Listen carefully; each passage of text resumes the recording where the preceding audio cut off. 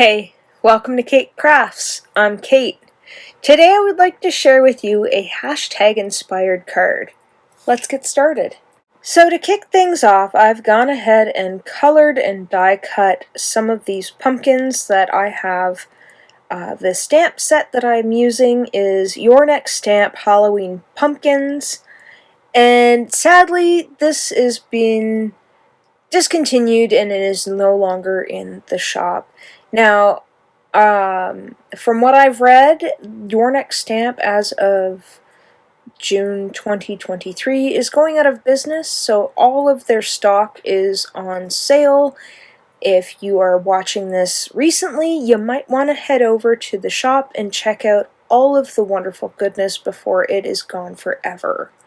So I'll make sure to leave the link to their shop in the description box below. Now these guys right here that I'm using are that's the Spooky Cute paper pad from Your Next Stamp, but those are the Wonky stitched ovals. I think the ovals are still in stock. I'm not 100% sure if the Spooky Cute paper is still in stock, but again, I encourage you to go just check it out before, it's all gone. I'm a little sad to see that their shop is going, but, sometimes people have to move on. And there's not too many Canadian shops out there that design their own stamp. I mean, I think there's Penguin Palace out in British Columbia, but I think as far as Ontario is concerned, Your Next Stamp, I think, was the only stamp company that I know of. Do any of you know of any other Canadian stamp companies? I mean, I know there's quite a few scrapbooking stores peppered throughout Canada, but as far as, stamping companies are concerned, I think most of them that I know of are in the United States or in Europe. Canada doesn't really have anything, Just makes me wish that I could win the lottery and start my own stamping company. That would be amazing. But sadly, I have no such luck.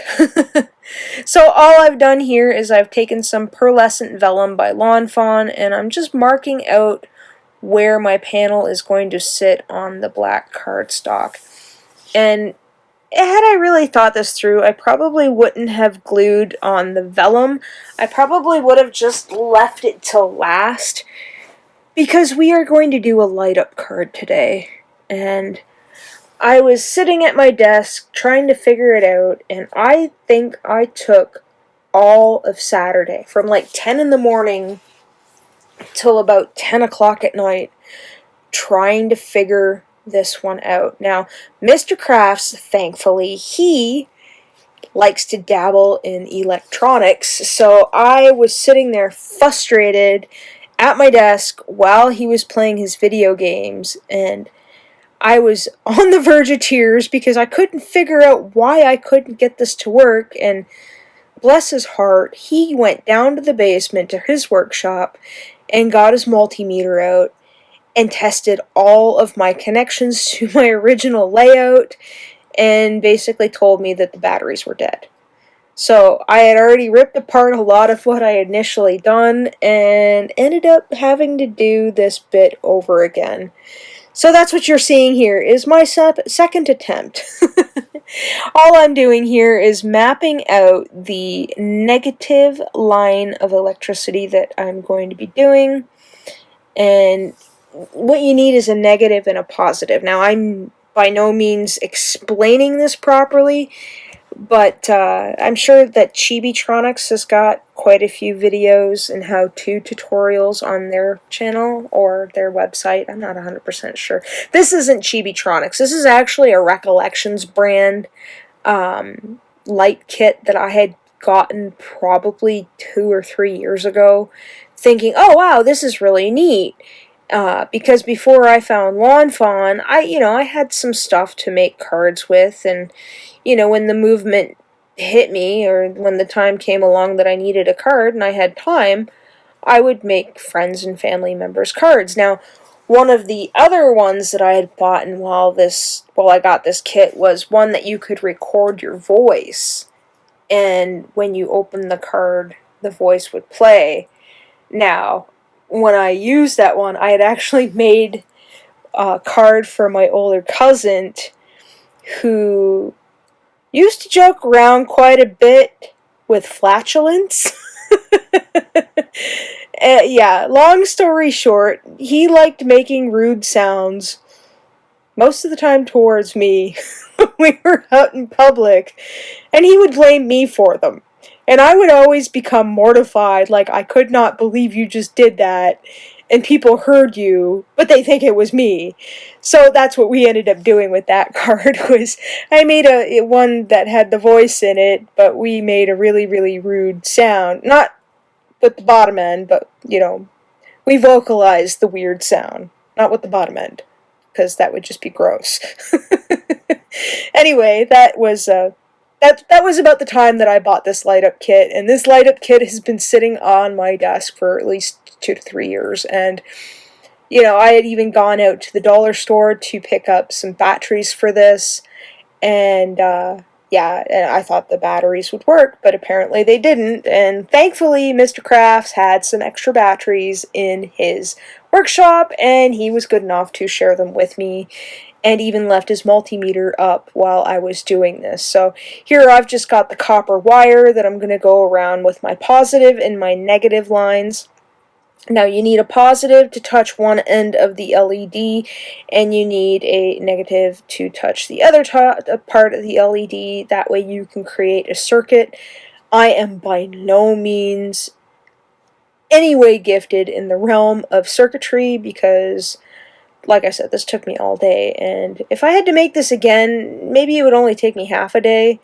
But I ended up having to lay out all of my copper tape here and make sure it was all touching, and then I end up going back over it again, so that way I get a strong connection, because I struggled. I got everything laid out and laid down and the first time, and I couldn't figure it out, and we took the multimeter and tested it a whole bunch of spots and found out that my connection just wasn't appropriate for what I needed to do. Actually, it was non-existent for what I needed to do.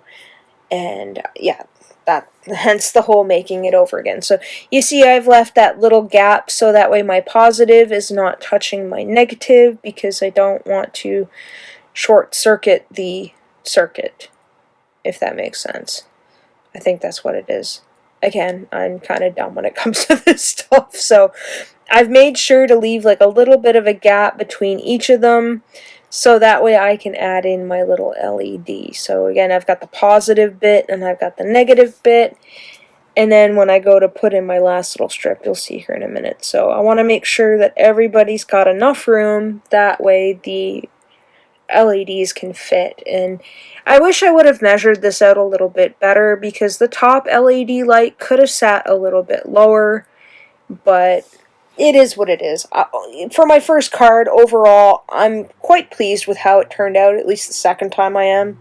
The first one, I got so frustrated, I almost sat there in tears. So, if you want to attempt this, don't, by any means, listen to me. Look up Chibitronics. They have their own little kit, and from what I understand with the reviews, they're pretty good. This Recollections one, it was okay, but again, this is a couple years old. I don't know if they've improved the kit or even if they still have the kit. That's going to be something that I have to look up. And this foam tape, all I'm doing is creating kind of like a well. I want it the same thickness as the battery, so that way the battery's not poking out in the top of the card. You'll see here in a minute. So I'm just going to take these guys apart.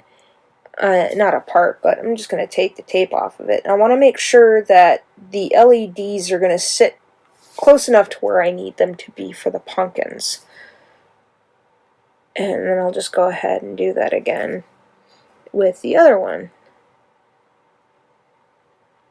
Yeah, I'm not seeing it on the Michaels. I'm looking on the Michaels website right now to see if there is an LED kit while I'm talking to you. But I'm not finding it. Maybe there is one. I don't know. I went to Michael's not too long ago, and they were out of acetate, and I was kind of sad because I like making shaker cards, and I like making flat shaker cards, but I also like making like the dimensional shaker cards. And I was kind of sad that they only had the 6x6 and not the 12x12 ones, which I like. I like to get the bigger ones. So again, here I've gone over every circuit with a second row of, or the second layer of the copper tape. That way I can ensure that I get a good connection. And then I'm just making like a little pocket here for the battery, and that way the battery doesn't move around or shift or anything like that. And then I'm just going to kind of cut a circle around just to make sure that everything, like the battery's loose. So if you really wanted to take the little corner apart and, I guess, put another battery in there, you could, but really, I mean, how often do people keep cards? I don't even know what I'm going to do with this card. This card just might sit in the pile, and it might go to a market, or it might just sit in the pile, and yeah. I mean, I could have turned this into a pumpkin birthday card, but I've made too many birthday cards this month. June's kind of busy. June is kind of really busy. So here you see me just taking the row, or the strip of copper tape, and I'm going to double that up. And how I'm going to do this is that end that goes over top of the battery, I'm not going to glue down, because I don't want to create a circuit that it constantly stays on. I want to have this to where that when I touch the top of the card, I press this little flap down and create the circuit itself. You'll see here in a minute what I mean. So I've gone ahead and cut a strip here, and then I'm going to tape it to one side and then fold it over. That way I got more of a circuit, I guess you could say. So you can see me doing this here. And then that way, see, you press it down and then it just turns on by itself. But there's going to be enough of a lift over top of the battery that it's not going to sit down on the battery until you push it, if that makes sense. I don't know, this was a challenge for me to do, like I said in the beginning. So for me to actually sit and explain this all to you, I was kind of intimidated by it, and I thought, well, am I even going to do the video? I mean, it's a really cool card, but, you know, my friend Jaime always pushes me to be creative and go outside of my comfort zone, and that's the whole reason for this card, is the Get Creeping with Halloween. I guess I should have specified that in the beginning. This is a hashtag-inspired card. Jaime puts on a Get Creeping on Halloween video at the end of each month, the last day of each month to be exact, and she just does Halloween makes, because Halloween doesn't seem to get a whole lot of love in the realm of cards. You know, Christmas does, but I kind of like the spooky and the ooky and the creepy, but, you know, not everybody shares the love of Tim Burton, not Tim Holtz. I mean, I love Tim Holtz stuff too, but Tim Burton. I love Tim Burton. I love his movies, and A Nightmare Before Christmas, I always watch that at Christmas and Halloween, and yeah, it's Get Creeping on Halloween is a hashtag-driven series of Halloween projects shared by Jaime over at Inky and Scrappy. These projects are posted on the last day of the month, and all are welcome to join. If you don't have a YouTube channel, don't worry. Just post your make on social media, either on Facebook or Instagram, and use the hashtag. And you could even tag Inky and Scrappy in your make too. But if you do make a project for Get Creeping, make sure to tag her in it and use the hashtag Get Creeping on Halloween, because we do check them at the end of the month, and you know, I try to share the makes that people do make on my Instagram. So here you can see I'm just pushing down on the paper and it lights up the LED, and then I can kind of give myself an idea of where each of these pumpkins go. Now I think for the colors for the pumpkins, I used a combination of YR07, YR68, YRO4 and G94. I did a make with these last year for a Halloween style card, and I think I used the Wonky door, and then I used a Hero Arts brick background stamp, and it turned out really cool. Had I thought to use the LED kit back then, it probably would have been extra cool, but yeah, I think I did that video last year, so 2022. But I really like that combination of oranges for pumpkins. I don't know what it is. It just makes me happy. So here I'm just trying to figure out what pumpkin I want to use, and I just, you know what, I'll just go with this one because it kind of balances out the pumpkin sizes and stuff. And like I'd said before, I wish I would have mapped that top one out a little bit better. Maybe had it a little bit lower on my make here, that way you could see the pumpkin light in the back. Now, so the person who gets this card knows to press, I added an extra pumpkin. This pumpkin was from Hello Bluebird, the Tabitha set I think it is that I have. And you can see those bats up on the corner. I don't end up using them. And yeah, so I put the little push. I think the push was from My Favorite Things kit or something. I can't remember. But I wanted to make sure that the person getting the card knew to push the little pumpkin there. So here I've used a banner die from Lawn Fawn and the Happy Halloween. I've cut them down so that way they fit. It was so hard to try to figure out what kind of sentiment I wanted on this card and where I wanted to put it that I just kind of cheesed out and went with this. And because I have all this space, I thought, well, you know what? I have got a bunch of these glow-in-the-dark stars. I believe that they're Studio Katia. I only have a handful of stuff from Studio Katia. And I have a boatload of the High Supply. So it's either Studio Katia or High Supply, and I think this is Studio Katia. So that's all I'm doing. It's just plopping down stars until my heart's content, and once I am done all those stars, my card is complete. So here you have my card with the lights on.